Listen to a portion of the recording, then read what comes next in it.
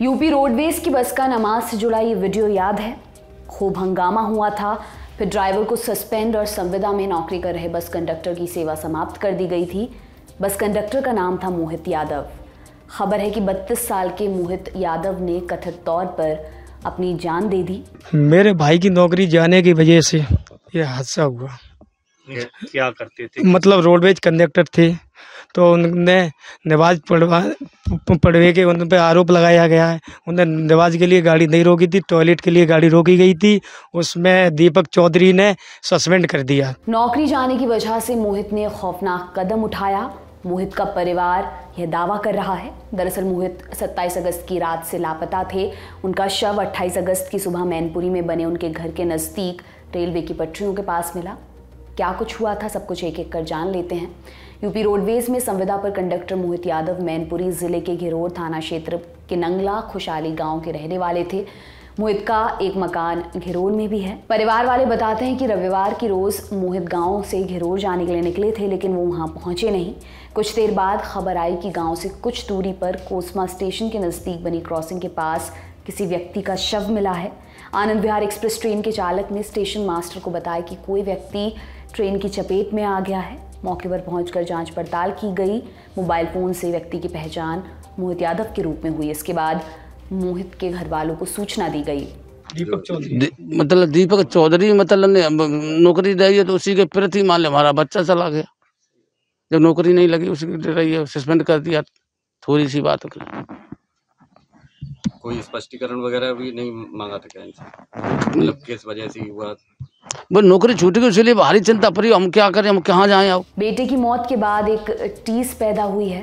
परिवार इस घटना के जिम्मेदार तय कर चुका है। कुछ लोगों के लिए जिम्मेदार आरएम दीपक चौधरी हैं, जिन्होंने कार्रवाई की, लेकिन पिता के लिए जिम्मेदार तो नौकरी है जिसने बेटे को निगल लिया। परिवार के लोग कह रहे हैं कि नौकरी जाने के बाद से मोहित बहुत तनाव में रहते थे, लेकिन इस बात का अंदेशा नहीं था कि वो कुछ ऐसा कदम भी उठा सकते हैं। मोहित यादव के पिता बता रहे हैं कि बेटे की पत्नी और उसके एक बच्चे की जिम्मेदारी उसी पर थी। नौकरी जाने के बाद परिवार के भरण पोषण की दिक्कत पैदा हो गई थी। इन तमाम सवालों से जूझते मोहित की मौत की खबर आने के बाद से घर में कोहराम मच गया। अब आपको बताते हैं 3 जून को हुई पूरी घटना के बारे में। क्या हुआ था उस रोज़। हाईवे किनारे नमाज पढ़ने का एक वीडियो वायरल हुआ। आरोप लगा कि बरेली से दिल्ली जा रही बस के कंडक्टर मोहित यादव ने रास्ते में बस रुकवाकर कुछ लोगों को नमाज पढ़वाई। घटना के दौरान बस के कुछ यात्रियों ने आपत्ति जताई और मोहित से सवाल जवाब करने लगे। यात्रियों का कहना था कि सरकारी बस को बीच रास्ते रोकना सही नहीं है। वहीं मोहित यादव ने सफाई दी कि उन्होंने नमाज के लिए बस नहीं रोकी थी। 3 जून की इस घटना के 2 दिन बाद सोशल मीडिया पर यह बात सुर्खियों की शक्ल ले चुकी थी। मोहित यादव कहते हैं, तो हम आपकी बात मान रहे हैं। उन्होंने हमें पहले बरेली में ही कह दिया था कि 2 मिनट के लिए गाड़ी रोक देना। सवारी कहती है, आपने ये बात मानी क्यों? 2 सवारी के लिए आप ये मान लोगे? मोहित, कोई ज़्यादा समय ले रहा है क्या? सवारी ज़्यादा समय की बात ही नहीं है। मोहित यादव कहते हैं, नमाज पढ़ रहे हैं तो नमाज में क्या दिक्कत है? हम भी हिंदू आदमी हैं, ऐसी कोई हिंदू मुस्लिम वाली बात नहीं है। सवारी, यहाँ पर कोई हिंदू मुस्लिम वाली बात नहीं कर रहा है। ये थी मोहित और बस में सवार यात्रियों के बीच हुई बातचीत। अब आगे क्या हुआ वो बताते हैं। आज तक के कृष्ण गोपाल राज की रिपोर्ट के मुताबिक इस बहस के बाद बस आगे रवाना हो गई। बाद में एक यात्री ने बरेली रोडवेज के रीजनल मैनेजर को घटना की जानकारी देते हुए शिकायत दर्ज कराई। इसके बाद ड्राइवर और कंडक्टर पर कार्रवाई करते हुए उन्हें सस्पेंड कर दिया गया। साथ ही सभी डिपो को निर्देश दिया गया कि बिना कारण बस को रोका ना जाए। अगर कुछ इमरजेंसी से बस रोकनी पड़ी तो इसकी जानकारी अधिकारियों को दी जाए। इस मामले पर उत्तर प्रदेश राज्य परिवहन निगम में बरेली क्षेत्र के रीजनल मैनेजर दीपक चौधरी ने बताया था, मेरे पास शनिवार यानी कि 3 जून की शाम को एक यात्री का फोन आया कि बरेली डिपो की जनरत 330 नंबर बस दिल्ली जा रही है।